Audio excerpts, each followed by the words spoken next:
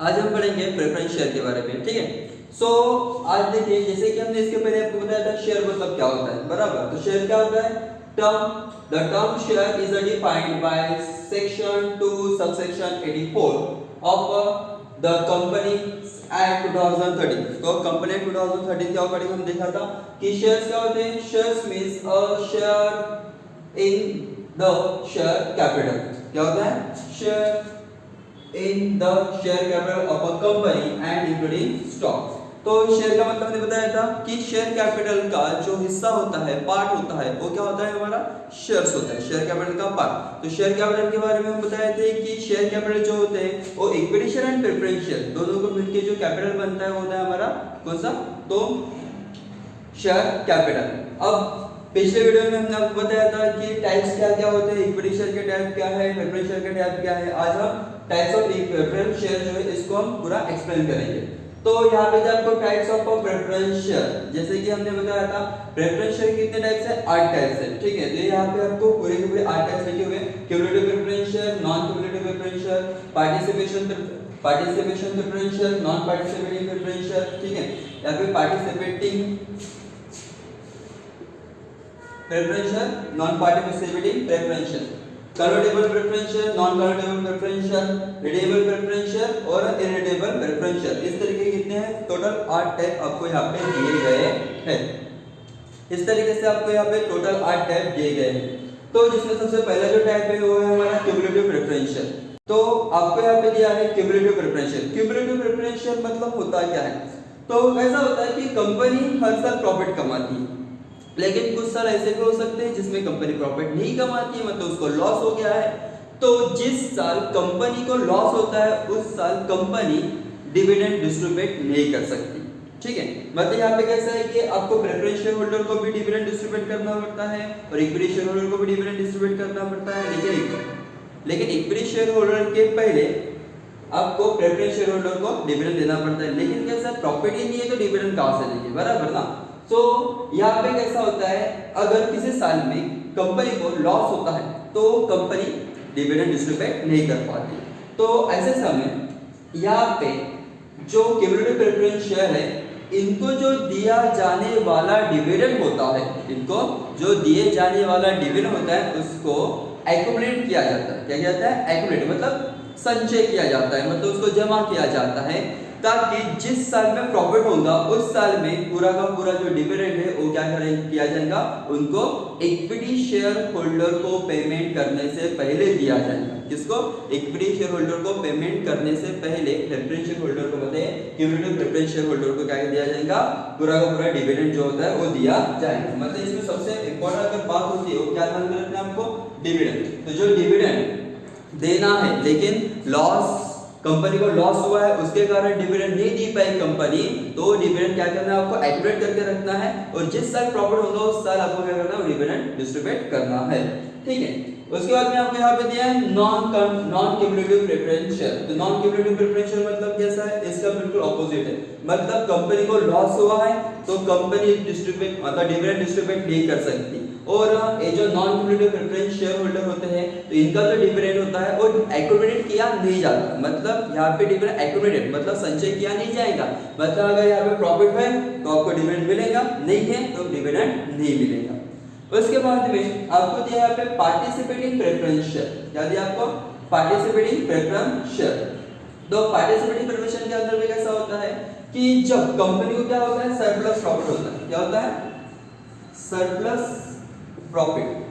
तो जिस time company को सरप्लस प्रॉफिट होता है तो इक्विटी शेयर होल्डर को पेमेंट करने के बाद में भी अगर कंपनी के पास कुछ सरप्लस प्रॉफिट बच जाता है तो उस प्रॉफिट में से कंपनी क्या कर सकती है? प्रेफरेंस शेयर होल्डर को डिविडेंड डिस्ट्रीब्यूट कर सकती है। मतलब जो प्रॉफिट है, ज्यादा का प्रॉफिट है, उसमें भी उनको क्या मिलता है? हिस्सा मिलता है। किनको?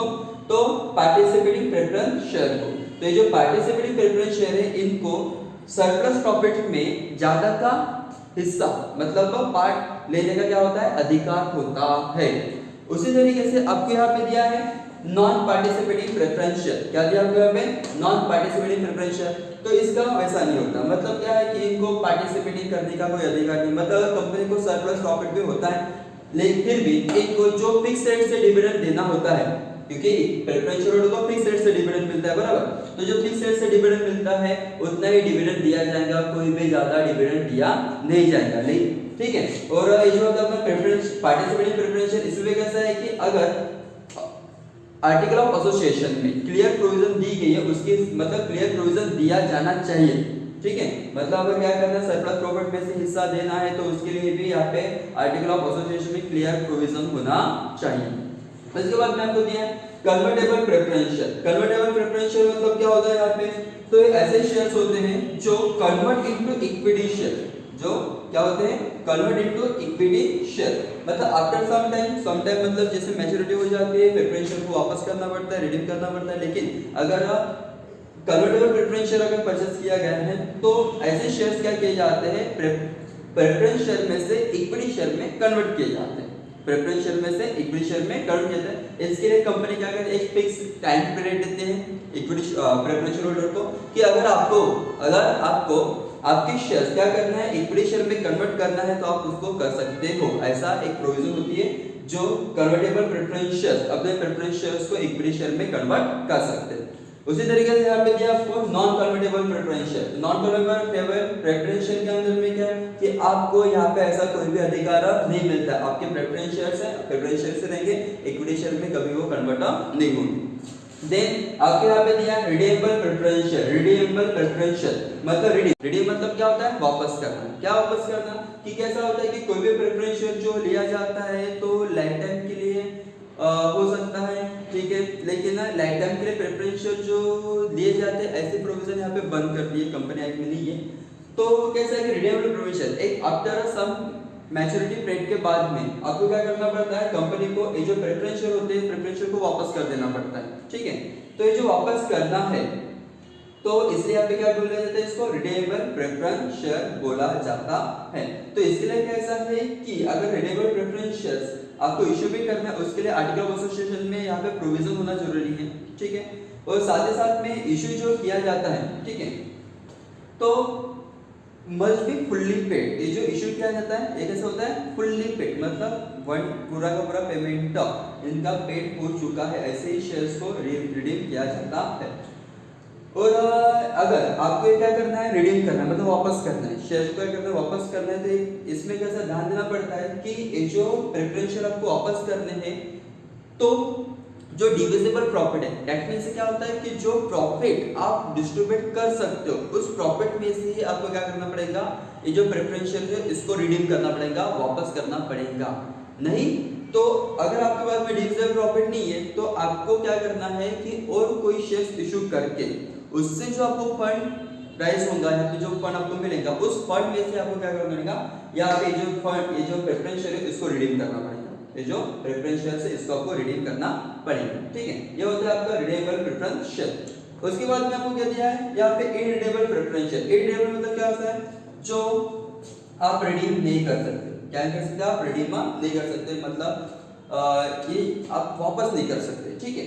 तो ऐसे जो शेयर्स होते हैं वो होता है आपका रिडीमेबल इरिडीमेबल प्रेफरेंशियल। लेकिन ये जो शेयर्स है ना, ठीक है, तो जो कंपनी एक्ट है, ठीक है, तो कंपनी 2013 उसमें जो आपको सेक्शन 55 सबसेक्शन 1 दिया है उसके अकॉर्डिंग कोई भी कंपनी इरिडीमेबल प्रेफरेंशियल इशू नहीं कर सकती, ठीक है। तो इस तरीके से ये जो आपको यहाँ पे 8 टैक्स दिए है प्रेफरेंशियल के, इसमें कैसा अगर आप ये 4 टैक्स याद रखते हो तो ये 4 टैक्स आपको इजीली याद रह सकते हैं। यहाँ पे दिया क्यूमुलेटिव, यहाँ पे दिया non cumulative, participating, non participating, convertible, non convertible, redeemable, irredeemable. तो इस तरीके से आपके दिए है टाइप्स ऑफ प्रेफरेंस शेयर्स।